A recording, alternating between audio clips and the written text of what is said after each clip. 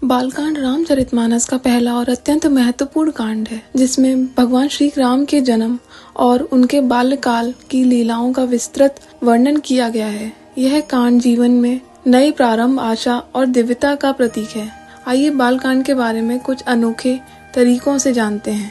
पहला, दिव्य ज्योति का प्रकट होना। बालकांड में श्री राम के जन्म को केवल एक ऐतिहासिक घटना के रूप में नहीं देखा जाता, बल्कि यह ब्रह्मांड में एक नई दिव्यता के उदय का प्रतीक है। जब भगवान विष्णु ने धरती पर श्री राम के रूप में अवतार लिया, यह उस क्षण का प्रतीक है जब अंधकार के बीच में ज्योति का प्रकट होना होता है। यह अयोध्या में नई उमंग, शांति और समृद्धि का आरंभ था। दूसरा, प्रकृति का उल्लास। श्री राम के जन्म का वर्णन तुलसीदास ने इस प्रकार किया है कि इसे केवल मानवों का उत्सव नहीं बल्कि पूरी प्रकृति का उल्लास बताया गया है। जब राम का जन्म हुआ तब आकाश में देवताओं की बधाइयां गूंजने लगी, फूल बरसने लगी, नदियों में जल शीतल और शुद्ध हो गया और पशु पक्षी तक आनंदित हो उठे।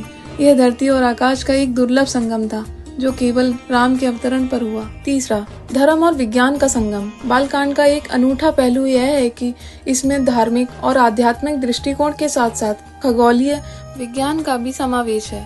श्री राम के जन्म के समय का जो वर्णन है उसमें ग्रह नक्षत्र की स्थिति, विशेष समय और शुभ योगों का उल्लेख किया गया है। इससे यह पता चलता है कि प्राचीन भारतीय ग्रंथों में भी धर्म और खगोल शास्त्र का गहरा संबंध था।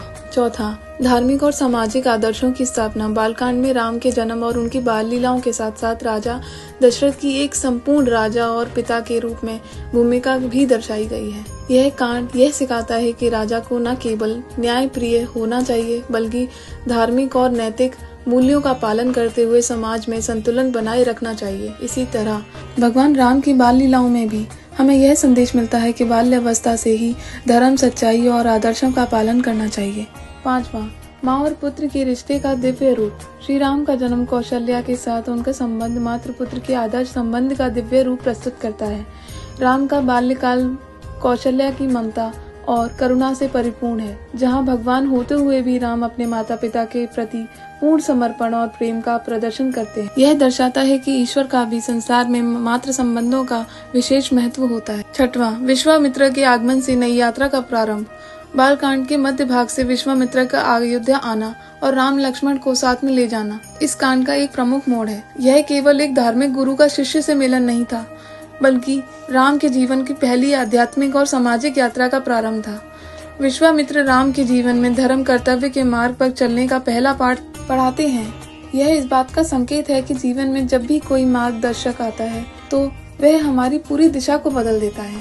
सातवां, सीताराम विवाह, प्रेम का आदर्श स्वरूप। बालकांड का अंत श्री राम और माता सीता के विवाह से होता है, जो केवल एक राजसी विवाह नहीं है बल्कि प्रेम, आदर्श और समर्पण का सबसे पवित्र रूप है। राम और सीता का मिलन दो आत्माओं का मिलन है जो एक दूसरे के लिए पूर्ण समर्पित हैं। तुलसीदास ने इस विवाह को न केवल एक सांसारिक आयोजन के रूप में प्रस्तुत किया बल्कि इसे आध्यात्मिक बंधन का रूप भी बताया है।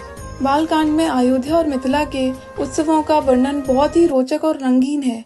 तुलसीदास ने इन उत्सवों का इस प्रकार चित्रित किया है कि पाठक के मन में उस समय का सांस्कृतिक धरोहर जीवंत हो उठती है। विवाह के समय की सजावट, संगीत, नृत्य और जनसमूह का उल्लास भारतीय संस्कृति की विविधता और समृद्धि को दर्शाता है।